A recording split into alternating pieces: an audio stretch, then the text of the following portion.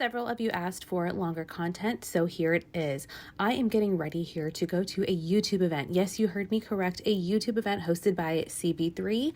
There's not a lot of events that happen in Dallas, so I wanted to document the process. It was a costume party, so I wanted my skin to look super glowy because my costume was an angel. I didn't go all out, I really just wore white wings with a white dress, but here we go. Color corrected using the Exa color corrector, Fenty foundation, and the Huda Beauty concealer. I go in with a shade pretty close to my skin tone to neutralize the orange, and I work in light layers. This is going to seem like a lot of makeup, but this makeup needed to last through a party and also last through a concert that I was going to after the YouTube event. So we needed it to be glam and we needed it to stay in place. I'm just neutralizing the face, so whipping that concealer out, working on the outer border, and then blending upward toward underneath the eye, and I'm using a Real Techniques setting brush. You could honestly stop here with the complexion, just do a little powder, blush, and you're good to go. But like I said, we're going to build this thing from the ground up and you're going to see it come to life.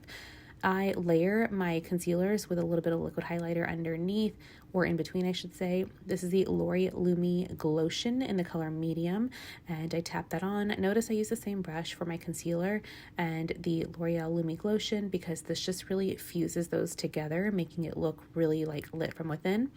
And the third and final step in my highlighter concealer sandwich is a really brightening concealer. So this is the Milani Conceal and Perfect Concealer in the color Vanilla.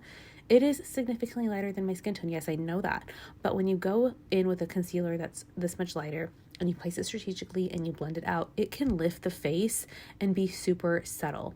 So again, like I said, I'm using the same brush to blend it all out, and I really focus on the under eyes, the lower 1/3 of my face, because I want to sculpt out that cheek. So this is kind of the beginning step of that, and then the bridge of the nose, and then the forehead. I also take that same foundation brush and blend out the lines before going in with my Makeup by Mario contour. This is in the color dark, and I'm just carving out my jawline, a little dash underneath the lip to make my lip look augmented, my cheekbones, and then the outer edge of my eye to lift the eye shape. This is a MAC 130 brush. It's really flat, and really firm. So it blends everything out without letting it kind of get everywhere and turn into a giant muddied mess. So keeping that contour super localized, exactly where I put it, just blending it out. And you can see that it beautifully melts into the concealer and the foundation. And the key with my contour is I don't really want it to look like, I don't want you to be able to see where it stops and starts. I just want it to have areas of shadowing and then areas of highlighting with the lighter concealer. And so this is kind of how I do it. I just take the brush, buff over everything, even some of the highlighted areas, and you'll kind of see it all come together. So now I'm going to set the under eyes with a Sephora Collection powder. What I like to do is lock in the under eyes with a light layer of powder. If you use a tiny bit of powder, but you really push it into the skin, it's going to seal all of your liquid and cream products in place. You could use a lot of powder and dust it on lightly, and that's going to do nothing for you. Or you could use a tiny amount of powder, push it into the skin strategically, and it's going to go such a long way and serve you in the long run so much more. Also dusting that onto the outer eyelids, and then going in with the Huda Beauty Glowish powder and dusting that on the outer edges just to seal in the contoured areas, since we really focused that Sephora Collection powder on the highlighted areas. So just using a Jessup brush, dusting it everywhere and giving ourselves a little glow. If you're oily, just be careful with this powder. It can give you a little bit of a shine. Now for the under eyes, I'm going to go in with the Huda Beauty baking powder. I think this is the color Banana Bread with my Amazon Triangle Puff, and I'm going to sculpt out that cheekbone, bake the chin a little bit because I like my chin to have the illusion of coming forward just a little bit more, and then setting the under eyes. I also tap a little bit out onto the eyelids, and this is a good little hack if you have oily eyelids. Filling in the brows with NYX Espresso brow pencil, and then also the little pen to create some hair-like strokes. And now it's time for eyeshadow. I'm using the P. Louise Basin Rumor 1. This color is significantly lighter than my skin tone, but this is going to make the colors pop, and I love this formula. It's incredibly sticky. What you're going to see with this eyeshadow look is me layering shadows in really, really thin layers. You're not going to see a ton of color saturation at first. You're going to see me slowly build it up, and I'm alternating between small brushes to build up the intensity, like right now in the crease, and then I'm going to switch it out with a fluffier brush to soften it all up and diffuse it.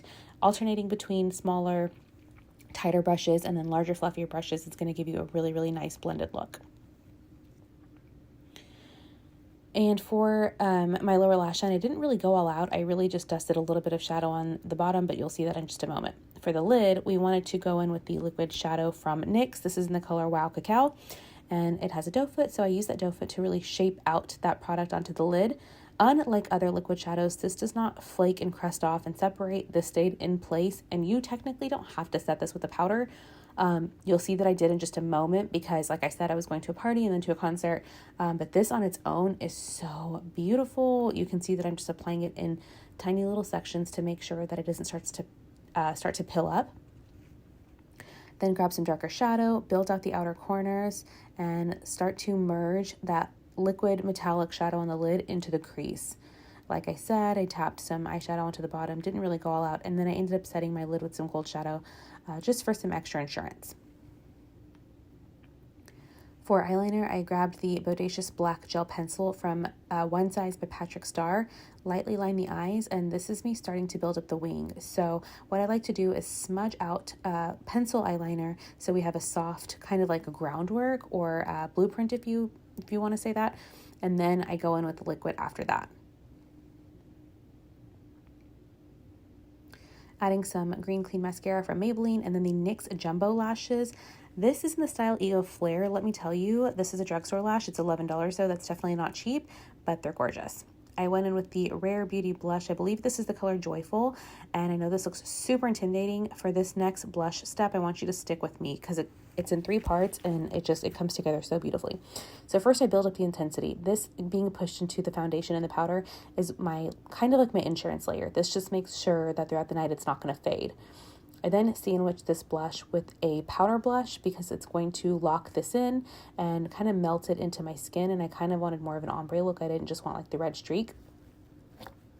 I then go in with a powder highlighter from Jaclyn Cosmetics, and then I dust that on the high planes of the face. And once I feel like the liquid blush, the powder blush, and the highlighter are kind of honestly on the heavy side of intensity, I grab my powder brush and I push over those areas to melt them together. This kind of softens the intensity, but what it won't do is wash away that color, so it won't fade. I then go in with Nightingale pencil from MAC because I kind of want a pinkier lip. Cork on the outer edge because I like a brown double liner for my lip liner. If you're new here, I double line my lips all the time. And then I go in with Cheeky Maybelline Vinyl Liquid Lipstick for kind of a cool toned pink. And then I set my face with the NYX setting spray because I want to lock everything in. And I know this seems like a lot of steps, but I'm telling you it comes together in the end. And here's a shot of natural lighting.